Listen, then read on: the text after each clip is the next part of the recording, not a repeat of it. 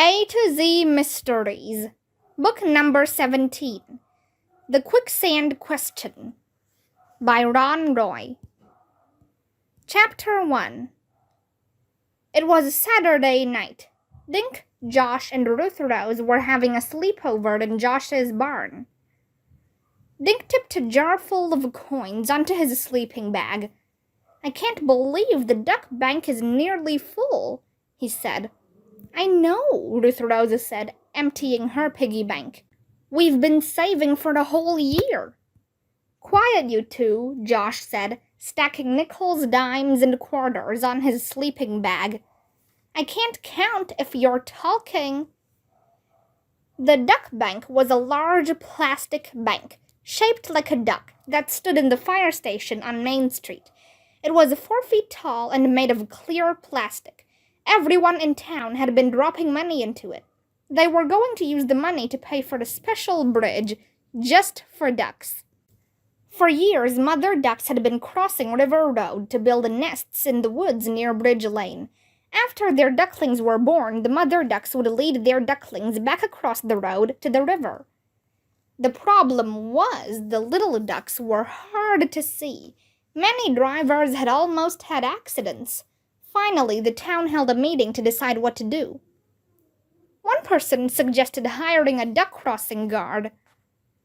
A man who had almost driven off the road wanted the ducks rounded up and put in cages. Another person suggested digging a tunnel under River Road. But a girl from Dink's school had the best idea. "My grandparents feed ducks in their yard in Florida," she'd explained. "The ducks have to cross a busy street, so my grandfather built a little bridge. My grandmother sprinkled corn on the bridge to let the ducks know it was for them. Now the ducks use the bridge all the time." Everyone loved the idea. Mr. Plank, the shop teacher at the high school, raised his hand. "The kids in my class can design the bridge," he said.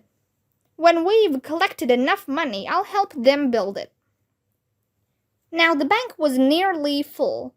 On Monday morning, the money would be counted by Mr. Fiscal, the president of the Green Lawn Savings Bank. As soon as school let out next week, Mr. Plank and the high school kids would start building the bridge. Josh finished counting his money. $9.10, he said. He rubbed his stomach. "Money makes me hungry." He grabbed his backpack and pulled out a tin of chocolate chip cookies. He also had some apples, carrots, and dog biscuits. In her stall, Polly the pony lay sleeping on a pile of hay. Josh's dog, Pal, was curled up next to her. Outside, June crickets were chirping in the field behind the barn. "I've got $10.22, Dink said. "What about you, Ruth Rose?" $14.30, Ruth Rose said. "How much do you suppose is in the duck bank?" Ruth Rose liked to wear all one color. Tonight her outfit matched her sleeping bag. She wore lime green shorts and a t-shirt. "A lot," Josh said. "It's up to the duck's neck, and the three of us are putting in over $30. He opened the tin of cookies, took 2 for himself, and passed the rest to Ruth Rose. "We should think of a name for the bridge," he said. "How about Waddleway?" He kicked off his sneakers and slipped into his sleeping bag. Dink switched off his flashlight. "What about calling it Duck Drive?" "How about Critter Crossing?" Ruth Rose said. "I like that," Dink said, yawning. Josh shut off his flashlight. He snorted. "Critter Crossing, Ruth Rose? Gee, why not call it Bunny Bridge?" Ruth Rose laughed in the dark barn. "Critter Crossing is good because other animals might use the bridge," she said. "Bunnies, turtles, raccoons, buffalo," Josh added. After a few minutes, the kids drifted off to sleep. Polly whinnied softly in her stall. Pal snored on his pile of hay. Much later, something woke Dink. He sat up in his sleeping bag. Next to him, Josh and Ruth Rose were only lumps in the darkness. Then Dink heard Polly stamp her hooves. When his eyes adjusted, he could see that the white pony was standing. Pal was awake too. Dink crawled out of his sleeping bag and walked over to the animals. He stroked Polly's warm nose. "What is it, girl?" he whispered. Polly snorted and shook her mane. Dink knelt and scratched Pal behind his ears. "Bet you just had a bad dream," he murmured. Using his flashlight, Dink checked his watch. It was 1 o'clock and he was wide awake. He pushed the barn door open and walked outside. The night was warm and quiet. Even the crickets were asleep. Josh's house was dark except for a small light over the back door. Dink took a deep breath. The air smelled like the lawn had just been mowed. The springy grass felt cool under his bare feet. He yawned, stretched, and walked around the barn. Behind the barn was a broad meadow. Next to the meadow was a river road, and on the other side of that was Indian River. On a sunny day, you could see the light glinting off the river. But now the meadow, the road, and the river were covered in darkness. Dink was about to go back inside when he noticed 2 dots of light in the distance. Car headlights, he thought. What's a car doing in the meadow? Then the lights disappeared. Dink smiled at himself. Of course the car wasn't in the meadow. It was on River Road. Dink slipped back into the barn, crawled into his sleeping bag, and closed his eyes. Suddenly Polly started to whinny and Pal began barking. "What's going on?" Josh asked groggily. He switched on his flashlight and turned the beam on Polly. "Look at her," Ruth Rose said. Polly's eyes were rolling in fright. She rose on her hind legs and kicked at her stall. Pal barked and ran over to Josh. "Something's been bugging them," Dink said. "They woke me up a little while ago." Then all 3 kids smelled it. "Smoke!" Josh yelled, kicking his way out of his sleeping bag. The kids ran outside, expecting to see something burning. But the night was peaceful and dark. Then Dink walked behind the barn. "Guys, over here!" he shouted. Josh and Ruth Rose hurried around the corner. Dink pointed toward the river. A small orange blaze flickered in the night. "There's a fire in the meadow," Josh said. Chapter 2. It took Greenlawn's fire truck only 5 minutes to get to the fire. Dink and Ruth Rose stood next to the barn. They watched with Josh and his family as the firefighters put out the blaze. "I want to go see the fire truck," Josh's brother Bradley announced, wiggling in his father's arms. "Afraid not," his dad said. "Besides, the fire's out and you're going to bed." "No, I want to stay up," Bradley's twin Brian complained. "It's time to play." Josh's dad just laughed.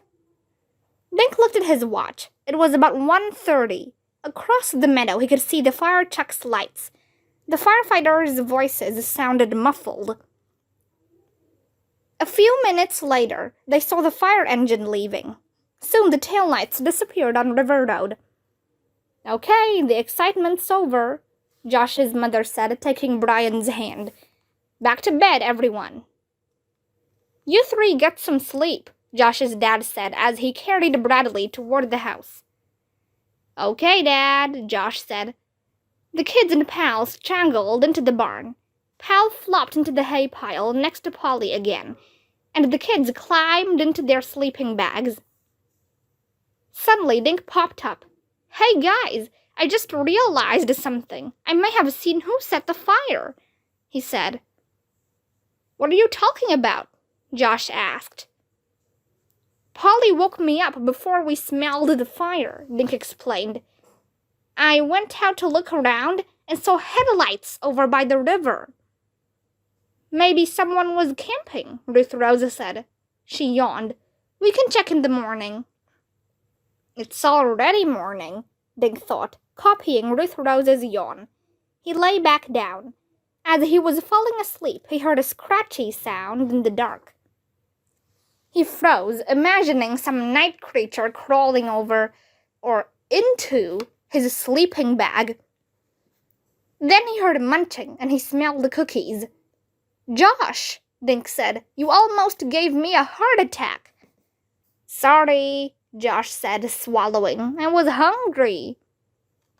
When the kids woke up, sunlight was streaming through the dusty barn window.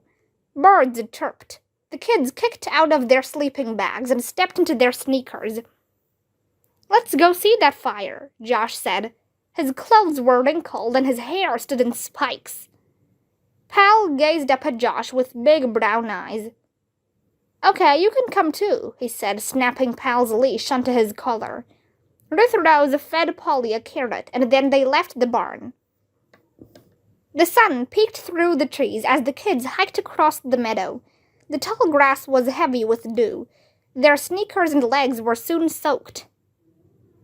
"Look," Ruth Rose said. Straight ahead was a soggy pile of blackened wood. The air stunk of smoke and wet ashes. The ground was even wetter here. There were still puddles from the firefighters' hoses.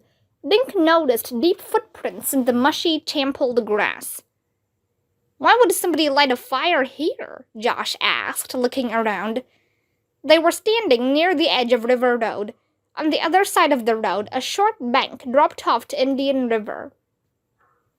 "Maybe they were roasting marshmallows," Ruth Rose said.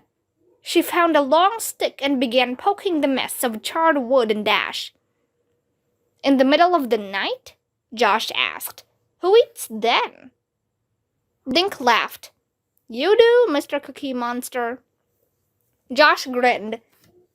"What's this?" Ruth Rose asked. She picked up a hunk of wood and wiped it clean.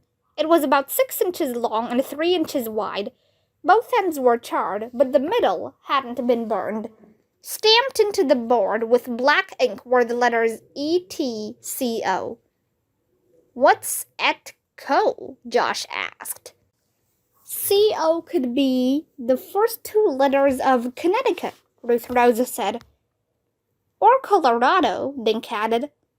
"I wonder if someone started the fire just to get rid of this," Ruth Rose said, examining the narrow piece of wood. "It would be nice to know how many letters got burned off," Dink said.